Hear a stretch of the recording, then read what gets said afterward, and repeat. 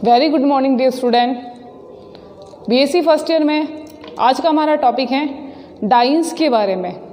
उससे पहले हमने पढ़ा है एल्केन्स के बारे में, फिर हमने पढ़ा है साइक्लोएल्केन्स के बारे में।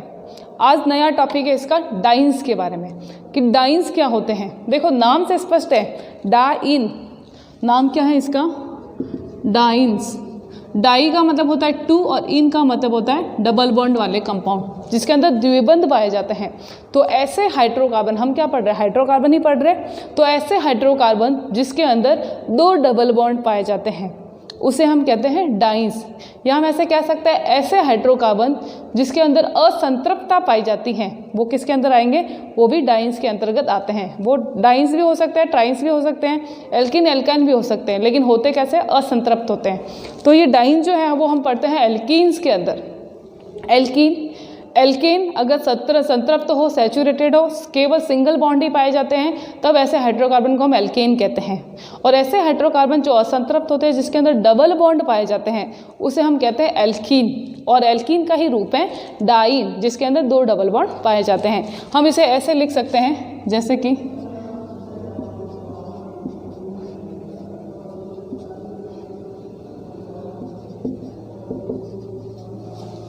इस प्रकार से मैंने कंपाउंड लिखा। इसके अंदर क्या पाए जाते हैं, ये डबल बॉन्ड है। तो डबल बॉन्ड होने की वजह से तो ये क्या हो गया, एल्कीन। कौन सा हाइड्रोकार्बन होगा ये, एल्कीन। एल्कीन से मतलब हो जाएगा कि हाइड्रोकार्बन है और इन से मतलब हो जाएगा कि डबल बॉन्ड पाए जाते हैं। लेकिन डाइन्स जिसके अंदर दो डबल बॉन्ड होते हैं, ये डबल बॉन्ड एक, फिर सिंगल बॉन्ड, फिर डबल बॉन्ड, तो कितने डबल बॉन्ड है, दो हैं, तो उसे हम कहते हैं डाइन्स कहा जाता है। ठीक है, ये है आपके डाइन्स के बारे में। अब आता है डाइन कितने प्रकार के होते हैं। तो डबल बॉन्ड की उपस्थिति के आधार पर, डबल बॉन्ड की पोजीशन या स्थिति के आधार पर, on the basis of position of double bond, तो डबल बॉन्ड की उपस्थिति के आधार पर ये तीन प्रकार के होते हैं। कितने, तीन प्रकार के। कौन कौन से होते हैं, पहला जो होता है जिसे हम कहते हैं आइसोलेटेड डाइन्स या जिसे हम कहते हैं विलगित डाइन। दूसरा जो आता है जिसे हम कहते हैं कॉन्जुगेटेड डाइन या इसे हम कहते हैं संयुग्मित डाइन, संयुग्मित डाइन। और तीसरा जो आता है वो कहलाता है क्यूमुलेटिव या संचयित डाइन, संचयित डाइन जिसे हम कहते हैं क्यूमुलेटिव डाइन। तो तीन प्रकार के डाइन्स होते हैं on the basis of position of double bond के आधार पर। पहला कौन सा, आइसोलेटेड या विलगित।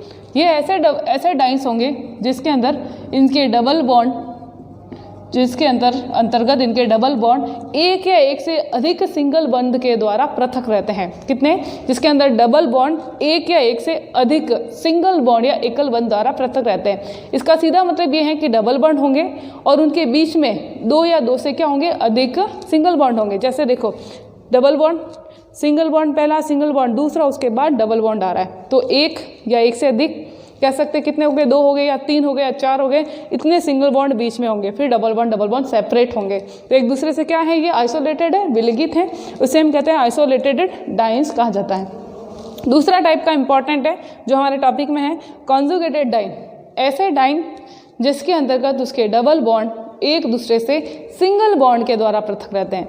या ये कह सकते हैं कि ऐसे डाइन जिसके अंतर्गत डबल बॉन्ड तथा सिंगल बॉन्ड एकांतर क्रम में ऑल्टरनेटिव रूप में पाए जाते हैं।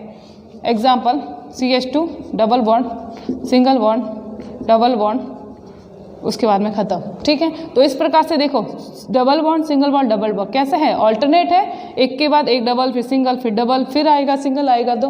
तो इस प्रकार से क्या कह सकते हैं कि ऐसे हाइड्रोकार्बन से, ऐसे एल्कीन जिसके अंतर्गत या ऐसे डाइन जिसके अंतर्गत डबल बॉन्ड एक सिंगल बॉन्ड के द्वारा पृथक रहता है या जिसके अंतर्गत डबल बॉन्ड, सिंगल बॉन्ड एकांतर क्रम में, ऑल्टरनेट क्रम में पाए जाते हैं, वो कहलाते हैं कॉन्जुगेटेड या संयुग्मित डाइन। तीसरा आता है संचयित डाइन। ऐसे डाइन्स जिसके अंतर्गत दोनों डबल बॉन्ड एक दूसरे के बिल्कुल क्लोज रहते हैं, सिंगल बॉन्ड के द्वारा भी पृथक नहीं रहते, या कह सकते हैं कॉन्जुगेटेड डाइन वाली स्थिति भी नहीं रहती। एक ही कार्बन के एक तरफ डबल बॉन्ड, दूसरी तरफ भी डबल बॉन्ड रहता है। तो बिल्कुल कह सकते हैं कि डबल बॉन्ड जो है एक दूसरे के बिल्कुल पास पास रहता है, ये स्थिति रहती है। ये कार्बन डबल बॉन्ड इधर भी इधर भी, तो ये कहलाता है संचयित डाइन्स। एग्जाम्पल में इसका नाम क्या है, इसका एग्जाम्पल याद रखना आप, एलिन, और इसका नाम है 1,3-ब्यूटाडाइन। इसका क्या नाम है 1 2 3 4 1,4-पेंटाडाइन। हमारे टॉपिक में है 1,3-ब्यूटाडाइन और एलिन्स के बारे में, ठीक है। लेकिन आपको इंट्रोडक्शन पता होना चाहिए कि आइसोलेटेड डाइन्स क्या होते हैं, कॉन्जुगेटेड डाइन्स क्या होते हैं, और संयुग्मित डाइन या संचयित डाइन क्या होते हैं, ठीक है। ये संचयित डाइन के बारे में, तो 3 प्रकार के डाइन्स हमने देख लिए। अब हम एक एक की बात करते हैं। हमारे टॉपिक में दे रखा है कॉन्जुगेटेड डाइन 1,3-ब्यूटाडाइन। तो पहले हम बात करते हैं 1,3-ब्यूटाडाइन के लिए। 1,3-ब्यूटाडाइन क्या होता है? 1,3-ब्यूटाडाइन हम देखेंगे 1,3-ब्यूटाडाइन का स्ट्रक्चर, उसकी मेथड ऑफ फॉर्मेशन और केमिकल रिएक्शन के बारे में। तो 1,3-ब्यूटाडाइन फॉर्मेट क्या है? डबल बॉन्ड, फिर सिंगल बॉन्ड, फिर वापस डबल बॉन्ड, कॉन्जुगेटेड, इसे हम कहते हैं 1,3-ब्यूटाडाइन। देखो 1 2 और 3, पहले पे और तीसरे पे डबल बॉन्ड है, इसलिए हम कैसे इसे कहते हैं 1,3, और 4 कार्बन है तो ये क्या हो गया ब्यूट, ठीक है। और उसके बाद में डबल बॉन्ड कितने हैं 2, तो ब्यूटाडाई, ये ब्यूटाडाई क्योंकि 2 डबल बॉन्ड है। और डबल बॉन्ड होने पर हम एल्केन को क्या कहते हैं, जैसे एल्केन होता है सिंगल बॉन्ड तो उसे कहते हैं एन, सफिक्स एन लगाते हैं। इसी प्रकार से एल्कीन होता है तो सफिक्स लगाते हैं इन। एल्कीन मतलब कि डबल बॉन्ड होता है जिसमें, तो ये क्या हो गया इन, इसका सफिक्स क्या लगेगा इन, तो ये हो गया इन। तो नाम क्या हो गया 1,3-ब्यूटाडाइन, इसका नाम हो जाएगा, ठीक है। अब हम देखते हैं इसकी स्ट्रक्चर्स के बारे में। इंपॉर्टेंट है इसका स्ट्रक्चर, इसकी संरचना। अगर इसकी संरचना देखी जाए 1,3-ब्यूटाडाइन की, तो 1,3-ब्यूटाडाइन के अंदर आप हमेशा याद रखना, कोई भी ऑर्गेनिक या कोई भी हाइड्रोकार्बन्स हो, अगर किसी में सिंगल बॉन्ड है तो उस कार्बन में sp3 संकरण होगा। अगर किसी हाइड्रोकार्बन में डबल बॉन्ड है तो उसमें sp2 संकरण होगा। और अगर कार्बन पर ट्रिपल बॉन्ड है तो उसमें sp संकरण होता है। तो अब आप आसानी से बता सकते हैं, यहाँ डबल बॉन्ड, यहाँ डबल बॉन्ड, यहाँ डबल बॉन्ड, यहाँ भी डबल बॉन्ड, क्योंकि सब डबल बॉन्ड से जुड़े हुए हैं, तो सब में कौन से संकरण है sp2 संकरण पाया जाता है। मतलब सभी के पास में क्या है sp2 संकरण पाया जाता है। sp2 संकरण का मतलब है कितने sp संकरित कक्षक होंगे, 2 इसके और 1 इसके 3, तो सबके पास 3 sp2 संकरित कक्षक होते हैं। और 3 sp2 संकरित कक्षक है तो एक p कहा जाएगा, क्योंकि p के कितने होते हैं 3 होते हैं, px py pz, तो एक p कक्षक जो है वो असंकरित के रूप में होता है। जो कक्षक असंकरित होता है वो हमेशा तल के लंबवत रहता है, और जो संकरित होता है वो कहाँ पे रहता है, अक्ष की तरफ रहता है, हमेशा सिग्मा बॉन्ड बनाते हैं। और असंकरित कक्षक हमेशा पाई बॉन्ड बनाते हैं। तो अगर इसकी संरचना देखें तो देखना, ये कार्बन पहला, दूसरा, तीसरा और चौथा कार्बन है, ठीक है। ये बॉन्ड इसके बीच में मैं पहले हटा देती हूँ एक बार। प्रत्येक के पास कितने कितने कक्षक हैं, 3 sp संकरित कक्षक है, ये 1, ये 2 और ये 3। इसी प्रकार से इसके पास भी 1 2 और 3, ठीक है। इसके पास भी 1 2 और ये 3, और इसके पास भी 1 2 और ये 3। क्लियर? ये सारे क्या हैं, प्रत्येक के sp2 संकरित कक्षक, 3 सबके पास है, एक s का और 3 p के, तो 2 ने भाग लिए तो कितने बनाए 1 2 3, तो 3 sp2 संकरित कक्षक, और एक जो है वो असंकरित पड़ा रहेगा। ये असंकरित कक्षक प्रत्येक के तल के लंबवत होता है, ये प्रत्येक के तल के लंबवत पाया जाता है। ये तल के लंबवत कौन से कक्षक, असंकरित p कक्षक हैं। जितने भी संकरित कक्षक हैं वो हमेशा सिग्मा बंध बनाते हैं, असंकरित कक्षक हमेशा पार्श्व अतिव्यापन करके पाई बंध बनाते हैं। तो हम बात करें पहले सिग्मा इनकी संकरित कक्षक की, तो देखो स्ट्रक्चर देखें तो 2 हाइड्रोजन से जुड़ा हुआ है, और हाइड्रोजन के जो कक्षक होते हैं वो कैसे होते हैं, स्फेरिकल होते हैं, ये बना दिए मैंने यहाँ पे, और ये बन गया सिग्मा बॉन्ड। इसी प्रकार से इस हाइड्रोजन पे भी, यहाँ पे भी हाइड्रोजन का स्फेरिकल एस कक्षक जुड़ेगा, सिग्मा बॉन्ड, यहाँ पे भी सिग्मा बॉन्ड बनेंगे, और ये भी क्या करेंगे, सिग्मा बंधों का निर्माण करते हैं। अब क्या होगा, ये असंकरित कक्षक क्या करेंगे, ये पार्श्व अतिव्यापन करते हैं। क्या करेंगे, पार्श्व अतिव्यापन करेंगे, और क्या बनाएंगे, पार्श्व अतिव्यापन करके ये हमेशा बनाते हैं। ये जब पार्श्व अतिव्यापन करेंगे और पार्श्व अतिव्यापन करके बनाएंगे पाई बंध, तो यहाँ पे पाई बॉन्ड्स का निर्माण होगा, पाई बंधों का निर्माण होता है। तो ये बनते हैं यहाँ पे पाई बंध, ये पाई बंध और ये पाई बंध बनता है। ठीक है, इस तरह से इसका स्ट्रक्चर होगा। अब आप कहोगे कि यहाँ पे भी तो बन सकता है, ये भी तो ओवरलैपिंग हो सकती है। बिल्कुल, यहाँ पे भी ओवरलैपिंग हो सकती है। हम बनाते हैं इसकी दूसरी संरचना, ये पहली बनाई, दूसरी संरचना देखें। ये आपके 4 कार्बन, ये संकरित कक्षक, ठीक है, ये इसका संकरित कक्षक, ये इसके संकरित कक्षक, इसका संकरित कक्षक, और ये यहाँ पे क्या जुड़े हुए, यहाँ पे हाइड्रोजन बॉन्ड बना रहे हैं, और ये असंकरित कक्षक हमें यहाँ पे रेड में बना रही हूँ। ठीक है, पहले वाले में देखा था तो कौन कौन सी बॉन्डिंग हुई थी। पहले वाले स्ट्रक्चर में देखा तो हमने कहा ये 1 और 4 आपस में, 1 और 2 बॉन्डिंग कर रहे हैं, और 3 और 4 आपस में बॉन्डिंग कर रहे हैं। ठीक है, इस तरह की बॉन्डिंग थी। तो हम इसके स्ट्रक्चर को ऐसे शो करते थे, इस तरह का इसका स्ट्रक्चर पाया जाता है। अब हम ऐसे भी कह सकते हैं कि ये भी आपस में पार्श्व प्रतिव्यापन कर सकते हैं, तो इसके बीच में भी बॉन्डिंग हो सकती है। तो हम इसको इस तरह से शो कर सकते हैं, CH double bond CH CH2 CH2। ठीक है, इस तरह से भी इनको हम शो कर सकते हैं। ये चीज़ क्या हो रही है, इसके अंदर डबल बॉन्ड यहाँ था, अभी वहाँ हो गया। इसे कहते हैं पाई बॉन्ड का डीलोकलाइजेशन या पाई बंधों का विस्थानीकरण। जो पाई बंध 1 और 2 के बीच में थे, जब इसके अंदर अनुनाद या रिजोनेंस होता है, पाई बॉन्ड का डीलोकलाइजेशन होगा, तब इन दोनों के बीच में आ जाते हैं, फिर वापस वहाँ चले जाते हैं। तो पाई बॉन्ड क्या करता है, डीलोकलाइज करते हैं। इसका मतलब एक ही जगह पर वो फिक्स नहीं रहते हैं। इन चारों कार्बनों के ऊपर क्या करते हैं, वो घूमते रहते हैं, चक्कर लगाते रहते हैं। तो ओवरऑल इसकी जो संरचना हम है वो हम इसको इस तरह से शो करते हैं। ये क्या है, ये पाई इलेक्ट्रॉनों का क्लाउड्स है, इसके ऊपर भी घूम रहा है, इसके ऊपर भी घूम रहा है। मतलब चारों कार्बन पर समान रूप से पाई इलेक्ट्रॉनों का क्लाउड डीलोकलाइज होता रहता है, पाई इलेक्ट्रॉन घूमते रहते हैं। इसलिए सभी कार्बन के अंदर डबल बॉन्ड के द्विबंध के गुण आ जाते हैं। कैसे गुण आ जाते हैं, डबल बॉन्ड के करैक्टर। हम इसको ऐसे लिख सकते हैं जनरली इस तरह से कि सभी के अंदर डबल बॉन्ड के गुण आते रहते हैं। तो हम कह सकते हैं कि 1,3-ब्यूटाडाइन के अंदर पाई इलेक्ट्रॉनों का डीलोकलाइजेशन होता है।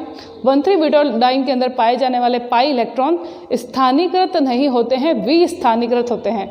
मतलब लोकलाइज नहीं होते, एक ही जगह पर पड़े नहीं रहते, वो डीलोकलाइज होते हैं, चारों कार्बन पर घूमते रहते हैं। और उनका जो पाई इलेक्ट्रॉनों का क्लाउड और अभ्र बनता है वो चारों कार्बन पर फैला हुआ रहता है। तो इस तरह की उनकी संरचना पाई जाती है। समझ में आ गया आपको 1,3-ब्यूटाडाइन का क्या स्ट्रक्चर बनेगा। इस तरह से इसका स्ट्रक्चर बनता है 1,3-ब्यूटाडाइन का। और ये किसका स्ट्रक्चर है, ये 1,3-ब्यूटाडाइन का दूसरा स्ट्रक्चर, और ये इसका डीलोकलाइज पाई इलेक्ट्रॉन क्लाउड को शो करता हुआ स्ट्रक्चर है। ठीक है, इसी तरह से हम देखते हैं स्ट्रक्चर 1,3-ब्यूटाडाइन की जगह अब एलिन का स्ट्रक्चर भी देख लेते हैं, ताकि आपको हाथों हाथ समझ में आ जाएगा। पहले दोनों स्ट्रक्चर की बात कर लेते हैं, उसके बाद हम इनकी केमिकल रिएक्शन और पढ़ेंगे।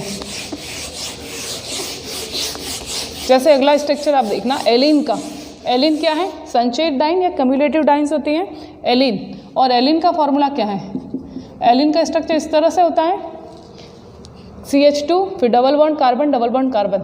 मैंने आपसे क्या कहा था कि जिस कार्बन पर डबल बॉन्ड होते हैं वो क्या होंगे, sp2 संकरित होते हैं। तो ये डबल बॉन्ड है तो sp2 संकरित, ये डबल बॉन्ड तो sp2 संकरित। अब इस कार्बन पे देखो 4 बॉन्ड है, 2 भी नहीं 4 बॉन्ड है, 2 इधर है 2 इधर है। तो इस प्रकार का जो कार्बन है जिसके ऊपर कोई हाइड्रोजन भी नहीं है, तो उसका जो है संकरण कौन सा होगा, ये है sp संकरण। ठीक है, कौन सा, sp संकरण। sp संकरण है तो उसके पास कितने कक्षक होंगे संकरित, 2 ही होंगे, ये S और ये P। उन्होंने पार्ट लिया संकरण के अंदर, sp संकरण हुआ, तो sp संकरण में कितने कक्षक बनेंगे, संकरित 2 ही बनेंगे। 2 असंकरित कक्षक भाग लेते हैं तो 2 संकरित बनते हैं, और 2 जो है असंकरित कक्षक इसके ऊपर पड़े हुए रहते हैं। तो इसकी स्ट्रक्चर देखी जाए तो किस तरह से होगा, इसका स्ट्रक्चर देखो। पहला कार्बन लास्ट कार्बन दोनों के पास है sp2 संकरित कक्षक, तो सबके पास कह सकते हैं कि 3 sp2 संकरित कक्षक होंगे, 1 2 and 3। इसी प्रकार से इसके पास भी 1 2 and 3। जबकि बीच वाला कार्बन है उसके पास में है sp संकरित कक्षक, कितने होंगे, 2 होंगे, एक इधर बॉन्ड बना रहा है, एक इधर बॉन्ड बना रहा है। इस तरह से इन्होंने सिग्मा बॉन्डिंग कर ली। जो हाइड्रोजन है वो हाइड्रोजन के s संकरित कक्षक सिग्मा बॉन्ड बना रहे हैं, ये भी ओवरलैपिंग कर रहे हैं। अब क्या करना है, इन कार्बन के पास में जो बीच वाला कार्बन है उसके पास में क्या है, 2 असंकरित कक्षक हैं, ये एक और ये दूसरा असंकरित कक्षक हमने बना दिया। अब ये असंकरित कक्षक क्या करेंगे, प्रत्येक कार्बन के पास भी तो एक एक असंकरित कक्षक है, क्योंकि sp2 है, sp3 नहीं है। sp2 है तो एक p पड़ा है अभी तक, इसके पास भी एक p पड़ा है। ये हो गया असंकृत कक्षक, ये भी असंकृत कक्षक। अब ये क्या करेंगे, जो असंकृत कक्षक होते हैं वो तल के लंबवत रहते हैं और हमेशा पार्श्व अतिव्यापन करके पाई बंध का निर्माण करते हैं। तो ये बनाएंगे पाई बंध इस तरह से इनके बीच में क्या होगा, पाई बंधों का निर्माण हो जाएगा, पाई बंधों का निर्माण होगा। क्या इसके अंदर जो एलीन्स हैं उस एलीन्स के अंदर क्या 1,3-ब्यूटाडाइन जैसी संरचना बन सकती हैं? बिल्कुल नहीं बन सकती। क्यों नहीं बन सकती? इसलिए नहीं बन सकती कि इसके अंदर जो पाई इलेक्ट्रॉन्स बन रहे हैं, पाई बंधों का निर्माण हो रहा है, वो इन कार्बन के बीच में ही लोकेलाइज रहता है, वो डीलोकेलाइज नहीं हो सकता।